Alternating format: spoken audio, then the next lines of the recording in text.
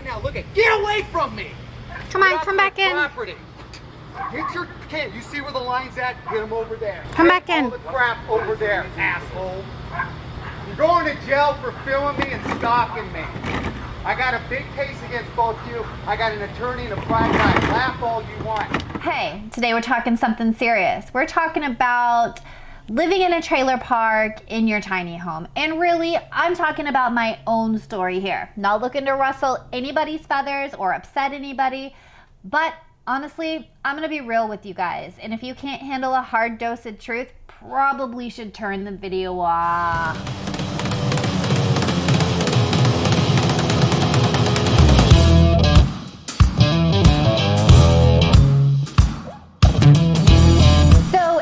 No secret that my family of 6, 4 adults and 2 kids lived in under 200 square feet in a 20-foot tiny home for just shy of 2 years. And for some of that 2-year timeline, we did live in a trailer park. This was an older trailer park. I'll be honest, it was rather run down. It was in an older part of Henderson, Nevada, which we're in Las Vegas now.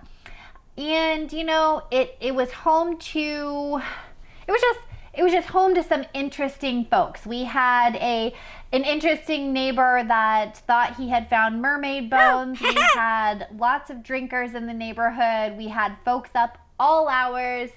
And hey, you know, we did meet some really, really wonderful people and their wonderful, adorable children. And if you're watching now, thank you for being the good part of our experience in the trailer park.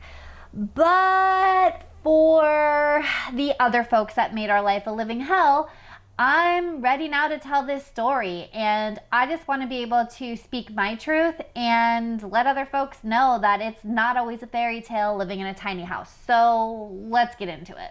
Josh and I decided to drive out to where we first lived here in Las Vegas and kind of show you guys around. We wanted this video just to be really authentic as to our experience living in the trailer park here in Las Vegas with our tiny homes. So here we are. Well, let's go check out exactly where our tiny house used to be. It's over here. So this is the lot that we lived in for quite a while in our tiny house. It is completely gravel, as you can see. It does back up to a busy highway, so it is kind of loud. There is like a cement pad here, and you know, we really didn't use that much. Our house actually faced this way out towards this entrance gate thing. But this is what it was. We paid like $400 a month for it, you know, plus our electric. Bring in your own house and you just use the land, and then you know, you're good to go. But it fit us for the time we needed it, and you know, obviously that wasn't for the longest time, but it got us from point A to point B. We'll just say that. The shockwaves really came when we were starting to interact with our community. And I don't mean the tiny house community. I mean within our trailer park. We had some very interesting characters that lived in there. Regardless of their names and where they live in the trailer park, I want to share my side of the story. And my side of the story is kind of scary. Okay, but first, I need to give you a little bit of visual information to show you what our tiny house looked like on our little rented parcel of land, right? So for safety purposes, we decided to put the hitch towards the back of the lot. In trailer parks, there are only so many ways to maneuver your home on your parcel of land, and really you could either have the hitch towards the back or the hitch facing the road. And because where we lived wasn't the greatest of areas, we figured that if you're going to try to steal our tiny house, we're going to make it hard as hell. By doing so, our plumbing and our electrical hookups were then closer to the area in which that was tied to the land. So we got everything set up, and as you know, our tiny house is 13.5 feet tall, like to a T. Well, we had some folks, and one person to be realistic and exact, within the community that didn't like how tall our tiny house was. The reason being is because we had a really good view of what was going on in the hood. And we were kind of able to see, you know, who was around doing what. I liked it personally just for like the security factor. If we could hear yelling in the middle of the night, we could easily look out our loft window and make sure that those people or that person wasn't near us. Well, for one specific person in the neighborhood, this really messed with their situation. This person came by our house right when we moved in and was polite to begin with. He did ask us if we could move our tiny house to face in another direction, but seeing that our hookups were right where they needed to be without a bunch of added money and expense on our part, we politely declined and said, hey, while this situation is new to you, we definitely are not here to rock your boat or upset you. But unfortunately, we are not going to be moving, well, unfortunately for you, we're not moving our tiny house. And we didn't have to. So by politely declining his offer to move, he then insisted on being an ass to deal with, just to be honest with you. At first, it was just the little things. And by little things, I mean, for some reason, he targeted me a lot. And I'm not sure why, because I was the quieter one to begin with. But we would be outside playing with the kids or trying to fix up the backyard or even doing work on the tiny house, and he'd just yell over, you or you stupid cunt. He liked to call me a witch. And at first, like, I kind of laughed it off because it was so comical. I've never experienced a neighbor that was just calling me names like totally out of the blue. It's not like I was like, hey, yeah, asshole, good morning. You know, I wasn't doing that. I was literally minding my own business outside, even with the family. Well, it became less comical the more it started to happen. And I would literally be eating lunch outside with my son or my daughter, and he'd hoot and holler over the fence. And it got to the point where I was like, obviously I'm going to have to stand up for myself here. And so I'd yell back, hey, you know, you shut up and mind your own business. And I did try to keep it even keeled because I didn't want to start screaming over obscenities at him and then have him come over to the house when I'm there alone and go berserk on me. You know, it's the last thing I wanted to deal with. So after the situation began to escalate, I started noticing that we had screws mixed in with the gravel where we parked our cars. And I really took notice after I got 2 flat tires, like in a row. And at that time, I mean, we were living on the cheap. So fortunately for us, we had the money to repair it right away. And I want to say both tires, it was like a repairable penetration from the screw to the tire. But if, you know, if we didn't have the money to fix it, that would have really put us in a bad position. So once that happened, we kind of started understanding that this guy really didn't like us for whatever the reason. Well, things just kept getting worse until one day, our daughter, who was maybe 4 at the time, said, you know, she looked out her loft window, which kids tend to do, and because we had the view that we had, she could see into this person's backyard, and she's asking, why does this person have baby dolls tied to trees? And when I say tied to trees, I mean baby dolls that are hanging on a chain noose tied to a tree with some sort of red material on them, like it was supposed to be blood, right? He was trying to scare us, basically. And I looked at that and I kind of laughed it off, and I tried to help her understand that some people have just some people are just messed up, and if this is something that's going to bother you, we can put styrofoam in your window so you don't have to deal with it. And at the time, she was just kind of like, that's weird and disturbing, but it wasn't upsetting her. No, the upsetting of the children didn't come until this guy was literally putting knives into planks of wood in his backyard. And then that's when the signs started. And by signs, I mean he was writing, "Don't watch me. I know you are watching me." And I'll show you some of those here. But needless to say, we could see an escalation in behavior. So what did we do? We go down to management and we asked them, hey, like, we got some weird behavior happening, and I'm sorry, but we're not gonna move our tiny house because one, we don't have a truck to move it with, so that would be an expense we'd have to pay. And two, this person needs to be able to live with other people. I mean, this person's literally living in a community. You kind of have to be like, you kind of have to be able to work with your neighbors, right? And we weren't being weird or loud. We were a very quiet family. Anyway, the management really wasn't looking to mediate. They were literally there to collect rent, which was really unfortunate. So after receiving absolutely zero support from management, we just decided to take it into our own hands. And we did start to yell back and tell him to shut up and leave us alone. So after months of dealing with this guy just hooting and hollering for no reason, it was like, you know, man, we're kind of done being pushed around. I'm most certainly done being called a cunt. I mean, that was kind of done the first time you said it. So after standing our ground, that's when, you know, more signs went into the backyard and things just continued to escalate until the lovely evening that he put up Christmas twinkle lights in the tree. So our lofts literally just kind of face out over the community. There is a shared tree right in the middle of our conjoining lots, right? Well, he decided that on his part of the tree, he was gonna hang these Christmas lights. Well, these Christmas lights literally are 4 feet away from our loft windows. And seeing that we're in a tiny house, proper air circulation is key. And one of our modes of creating fresh air in the house is obviously to open up the windows, right? Well, he made damn sure that we were not enjoying our house, to say the least. We figured the first sign of those lights being on, it was just like a mistake. He left them on. I got no sleep, had to go to the yoga gym, irritated in the morning. I was a teacher at that point. I wasn't just going to practice. I actually had a job. And I was like, okay, today's just gonna suck, but that's what it is.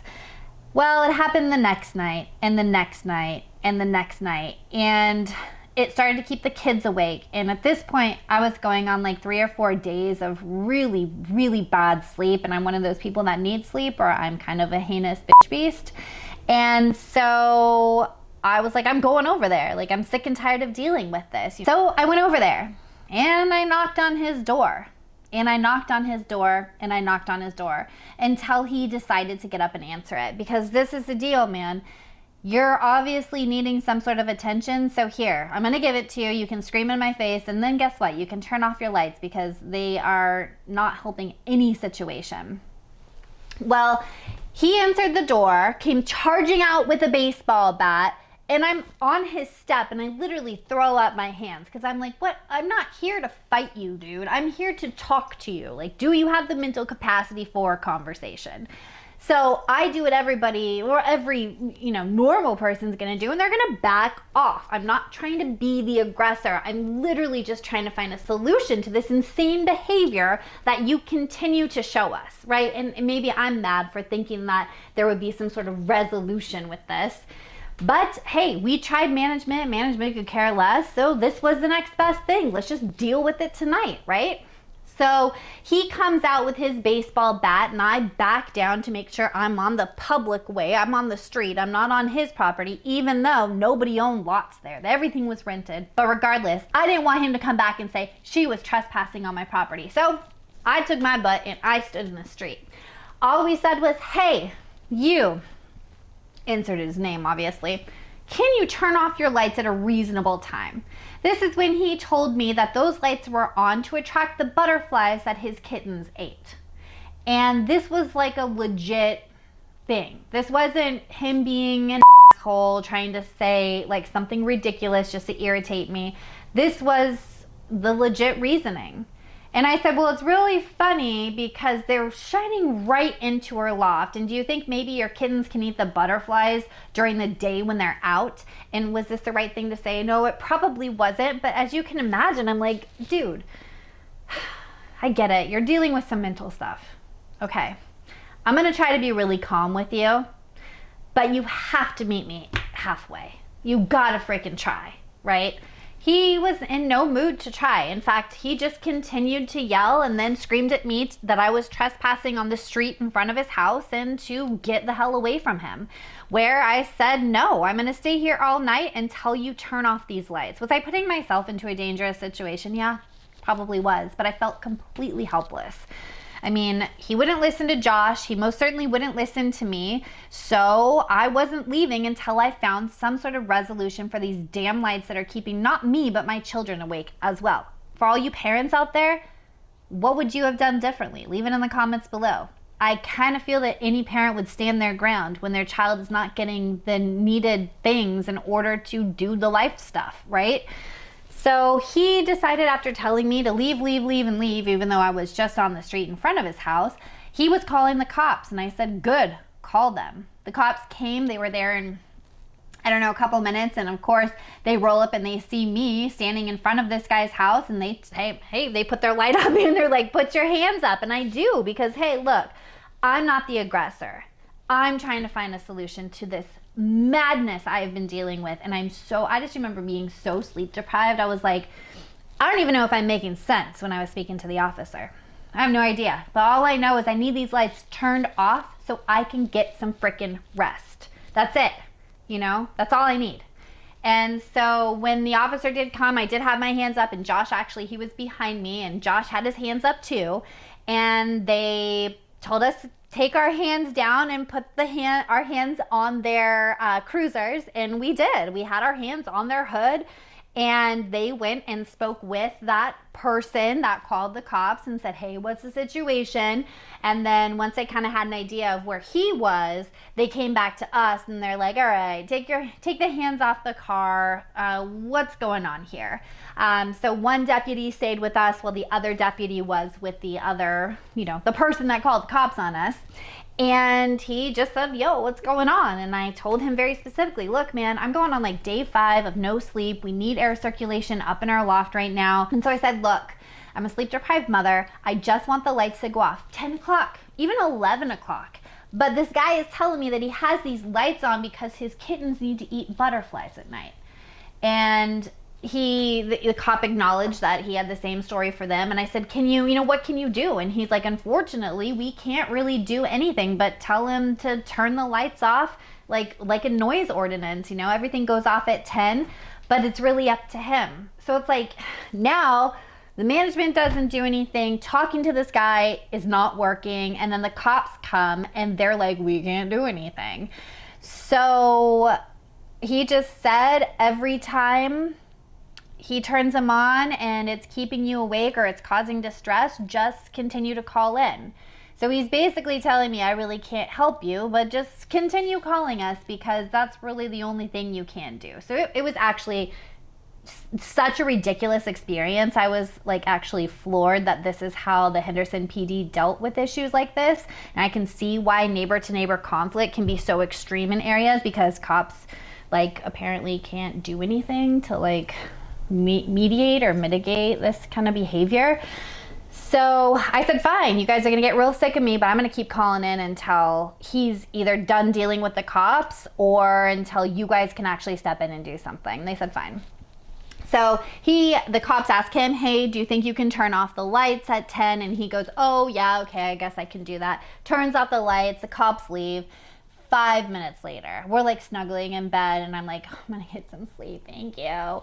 And boom, lights go back on. And I was like, whoa! I just lost my shit, because I'm like, God, I just dealt with the cops for an hour trying to get these fucking lights off. And now the cops leave and they're back on. So I called the fucking number again and I was like, look, I just had some deputies out here. The same behavior is happening as soon as they left. This guy turns his lights back on. We've asked him politely. No, there's no workarounds. He just is being a shitty neighbor. And so they bring out the cops again. And because I wasn't outside, they didn't come to my door first. They just went right to his door and they're like, dude, we were just out here. You need to turn off these lights. You're not being very neighborly. And he, for whatever reason, whatever they said to him, he actually ended up turning them off for that night. But you guessed it, they were then continuously on for weeks.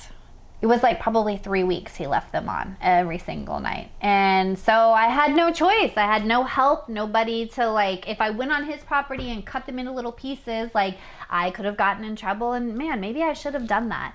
But instead of having, you know, fresh air and being able to enjoy the fall, we just got styrofoam and put the styrofoam in the window and said, all right, man, you win this round, I guess, which was kind of crappy. But after that experience and just constantly being called names and how aggressive he was starting to become with us, we decided that this trailer park was no longer for us. So while there was some really nice neighbors and while it was a legal place for us to park our tiny home, it just turned out to not be a situation that we were wanting to deal with anymore. Fortunately for us, we were able to park in one of our friends' yards for a while, and that was great.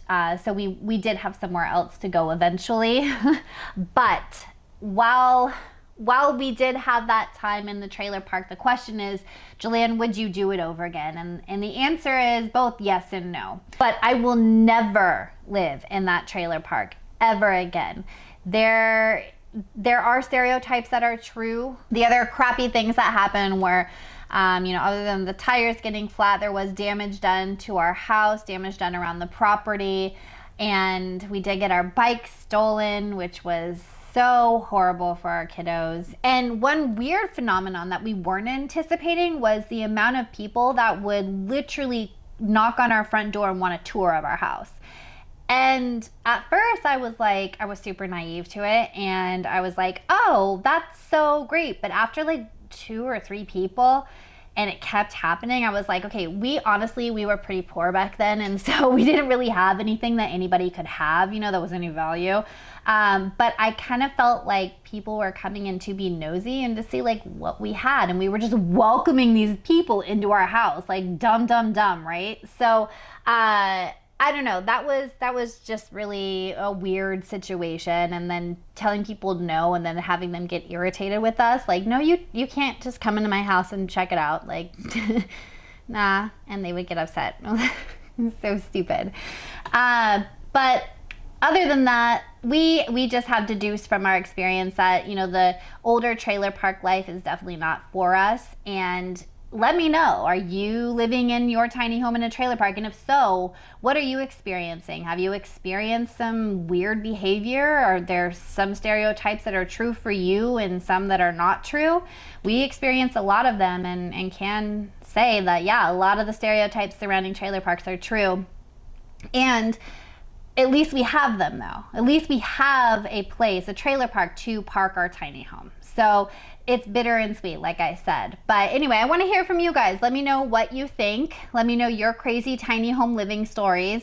But that's all I have for you today. Thank you all so much for tuning in to listen to my interesting trailer park life video.